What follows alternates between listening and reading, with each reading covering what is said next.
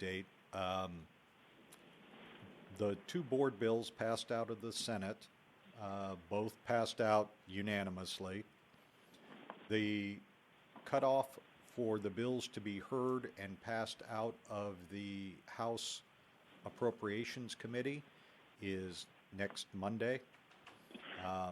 The firefighters are meeting with the chair of the Appropriations Committee tomorrow morning to discuss a number of bills, including ours, and I've been asked to sit in on that meeting. So by tomorrow morning, we should have a better idea of what the House Appropriation Committee intends to do with those two bills and when. There hasn't been any opposition to both bills, so I'm not expecting any significant problems in that respect. I would imagine they'll both get heard. It's just a question of when that'll be. Monday is cut off. The plan is to have an all-day hearing on Saturday. If history's any indication, it's very likely then that that's where the board bills would be heard. And then probably, if they're going to be exec'd out, and I expect that they would be, that the executive action would take place then on Monday. But we'll keep you up to date with the emails. Hopefully all of you have been getting the emails from Tim whenever the bill hits certain whenever our bills hit certain milestones, we send out an email to board members and stakeholders. So when they come out of rules, or when they're heard in committee, or passed out of committee, or passed off the floor, if you haven't got those emails and you want to, let us know, and we'll figure out where the emails went to and make sure we'll get them sent to where you prefer to have them go to. The only amendments so far that came up were the amendments that the board expected in the Senate. They changed the title and added the LEOFF 1 and State Patrol to the bill. And the LEOFF 1 stakeholders and the Troopers stakeholders were all in support of that, and they're supporting that bill as well. There hasn't been, other than from some of the left stakeholder groups, there hasn't been a lot of push for the disaster response bill. I wasn't sure if, for instance, any of the military groups that call up LEOFF 2 members, or any of the other plans, PERS members, for instance, get called up as well, whether they would be tracking that issue as something that they might want to do for their members in the future. None of that's come up.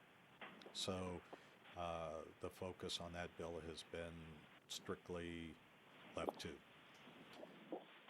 The one other bill, though, did come up that I wanted to at least give you a heads up on. There is a bill that passed out of the House dealing with presumptions for duty-related illnesses. That bill, that's a topic that the Left Board has talked about some in the past. And whether this bill passes or not, we'll have that topic on the agenda for you this upcoming interim. In particular, the bill deals with presumptive cancers for firefighters and what types of firefighters are eligible to be covered under the presumption. There was a discussion in the hearing on the bill about amending it to include heart attacks and strokes for law enforcement officers, which has been a topic of Left Board discussion in the past and was a board recommended bill several years ago. So again, passage of the bill would affect the number of duty-related deaths, is expected to have an impact on rates. The assumptions that were used by L&I for their fiscal note on the number of duty-related additional duty-related deaths that would be expected. seems like it might be a little bit um, high. It takes into account a broader group of members than might actually really be affected. Part of that is a challenge.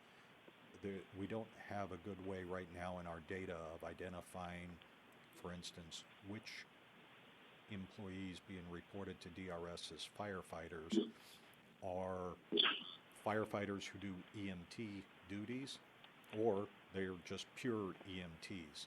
The way the statute is written right now, if you are a firefighter, you are eligible for this presumption. If you are an EMT, you meet the left definition of firefighter, but that specific subgroup of left to firefighters is excluded from the presumption. And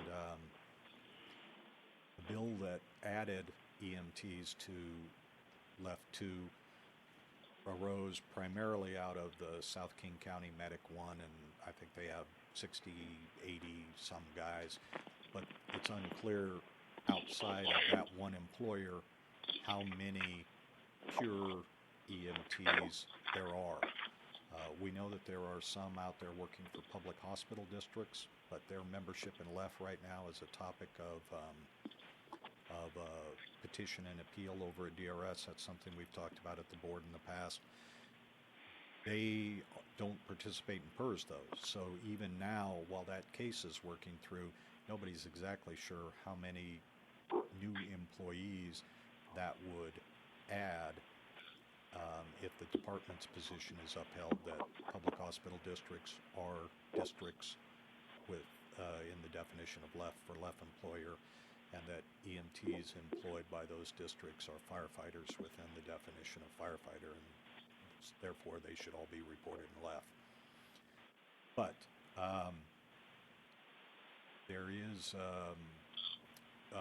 a potential that if that bill passes, then that we'll be talking about that next year as we go through the rate setting cycle in terms of a fiscal note attached to that bill. And again, as I mentioned, whether the bill passes or not, it's a clear sign that there's interest out there in this issue amongst the plan membership, at the very least, on both police and law enforcement and fire side. And so we'll give you board members sort of a review of what's been done on that issue in the past and where things stand. Other than those 3 bills,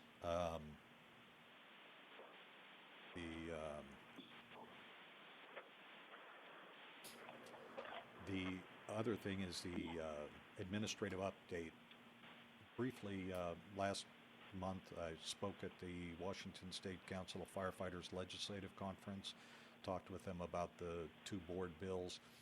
The timing was really good. At that time, neither of the bills had been scheduled for a hearing in the Senate, but all of the firefighters were there, and they were there to meet with their legislators, so I asked if they would put in a plug for both those bills being heard when they met with them, and both the bills were scheduled for a hearing shortly thereafter. So that the timing of that conference and the work that the firefighters did was fit in well with those 2 board bills.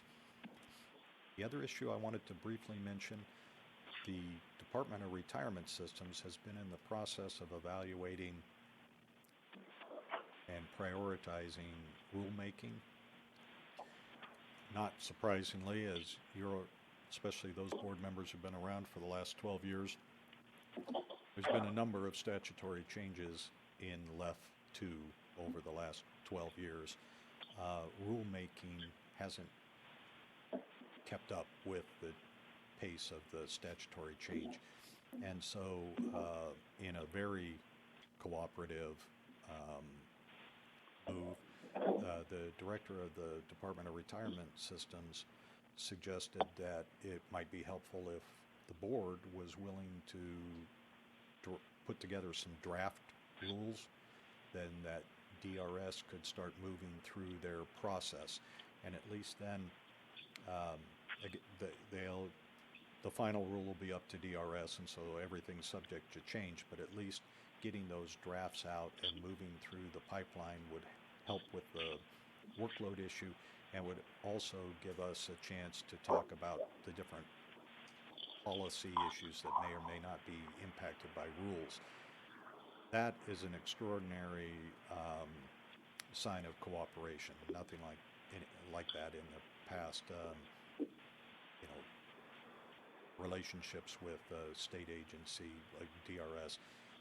This is much appreciated, and I think it'll be a benefit both to the left board and to DRS. So I'll keep you apprised as sort of to the progress of that project throughout the upcoming interim. Those were the only items that I had that I wanted to specifically cover, but I'd be happy to answer any questions that you had about those or any other items. I expect that the Senate budget will be released this afternoon. It will not, to my knowledge, have any impact on left 2 rates. And so, but we'll keep you posted as if anything changes on that respect.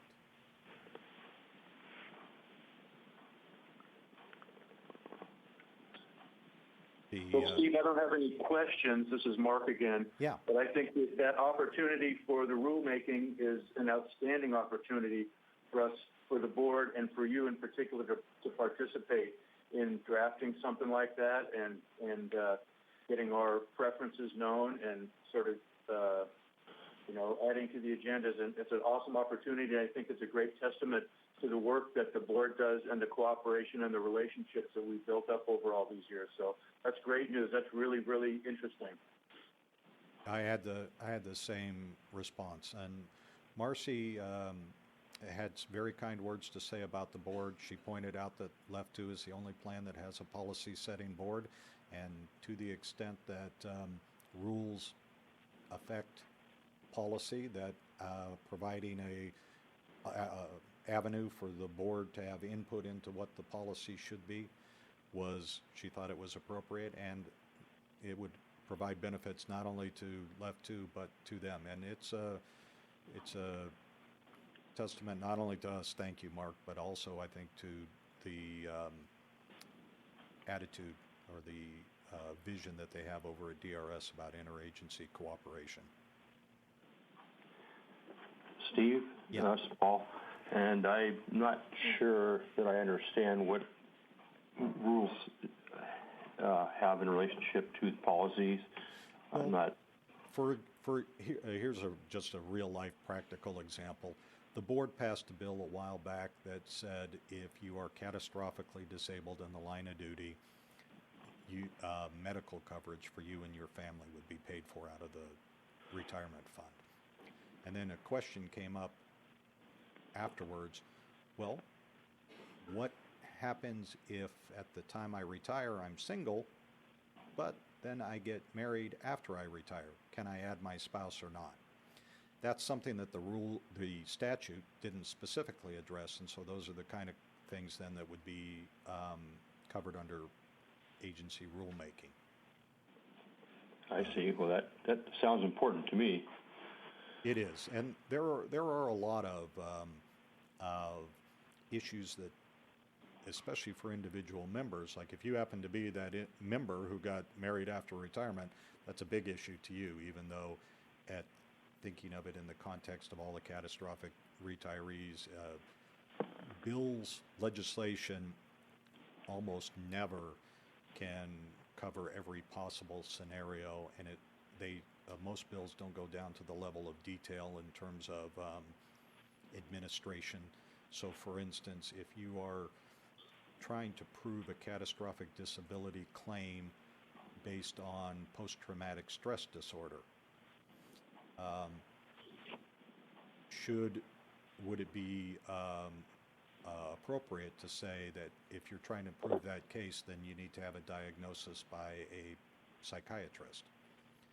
Those are the kind of you wouldn't see that level of detail in statute, but those are the kind of questions then that come up in rulemaking and have come up in rulemaking.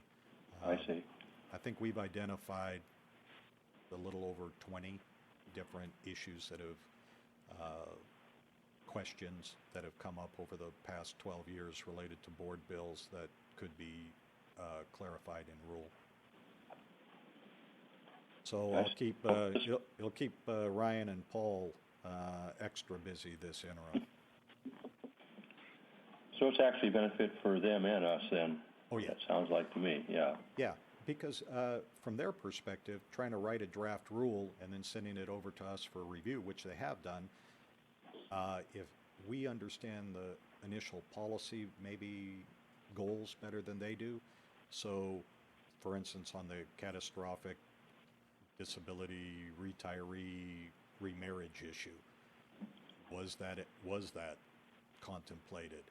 What approach would or would not be more consistent with the intent of the original bill? We might be in a better position to do that, and we've certainly got a great deal of familiarity with our plan left too. So coming up with drafts help them, and once they go over there, they become their rules. So it's all subject to change. They may or may not agree. The final rule may or may not match whatever our draft is. But by getting those drafts out there, at least it will push everything one step forward. And that's helpful. All right, thank you, Steve. The next meeting is March 23rd, and we're still planning on doing this same approach by video. But are there any other questions about bills or the legislative process or anything like that you have? Steve, this is David. Just one question back on that rulemaking. Do you see that coming back to the board as those 20 different rules, or how is the board going to be part of that process? In the past, what would happen is it's all been a pure DRS process. They would draft the rule, they would provide notice, and that notice would go out to all the stakeholder groups. So the employers and the labor groups would get notice and have an opportunity to provide Occasionally, they would, well, I shouldn't say occasionally. Sometimes they would also reach out to me in the sense of, here's our draft. Do you see this creating any issues? So that I could kind of give them a heads up as to whether or not, in my opinion, how the stakeholders might react. This actually is a little bit different. And the board won't be adopting any of these rules, so there's not a formal responsibility for the board. But I think at the very least, the idea was that as draft rules go over, we would be sharing those with you, and so that you know, one, what we're working on, and then two, to the extent that the issue rises to the level where you feel it requires a decision of the actual board, even on a draft, then that's something we could incorporate into the meetings over the interim. So okay, great. This is more of a heads up, but we can talk about sort of the actual mechanics of how it'll work at the first scheduled board meeting when we usually go over the interim work plan, if that makes sense. Right.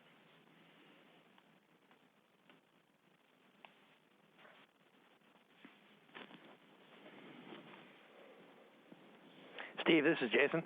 Yes. Is there any documentation you could email out on the bill you're talking about, or what regarding the injuries to law enforcement firefighters, to include, strokes, heart attacks, such as before? Is there anything that's actually documented on that we could read up on? The bill number is House Bill 2806, and so you can go online there and find the text of the bill itself and the bill report that's been prepared by House staff. Right now, that's all that's available out there on it. Perfect, thank you. Fiscal notes are out there attached to that as well. And the L&I fiscal note is the one that probably has the most discussion of the issue. The actuarial fiscal note as the one that discusses the potential rate impact in the most detail. Thanks, Steve. Yeah, that bill, in case I wasn't clear, there was, the bill only addresses firefighters. There was testimony in the House committee, but the bill was not amended, so it only applies to which types of cancers or illnesses are presumptive and which types of firefighters are eligible for that presumption. Gotcha, thanks.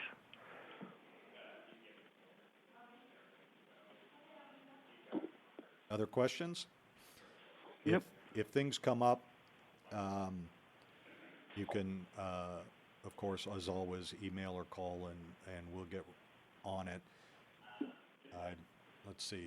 I got my session calendar here. I can't remember exactly what day today is, but we're coming down to the end. Today is, day 45 of 60-day session, so two weeks to go.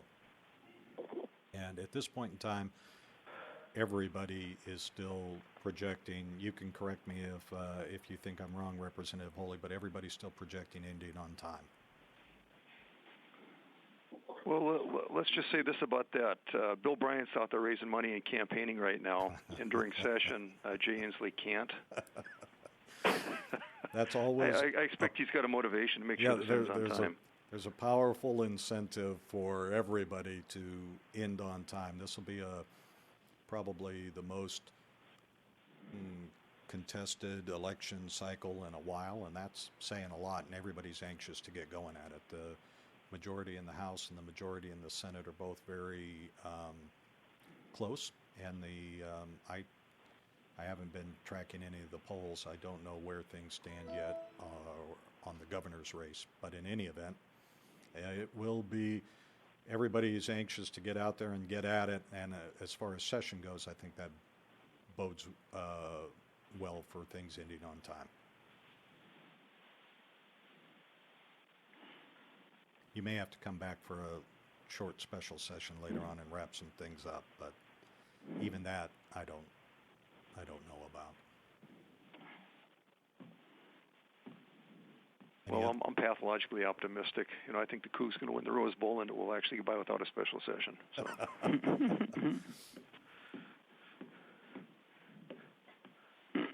All right. If that's All right. it, I will talk to you March 23rd then, if not sooner. Sounds like a deal. Thanks, Steve. All right. Thank you. Thank you. Thanks, Steve. Bye. Thanks, Steve.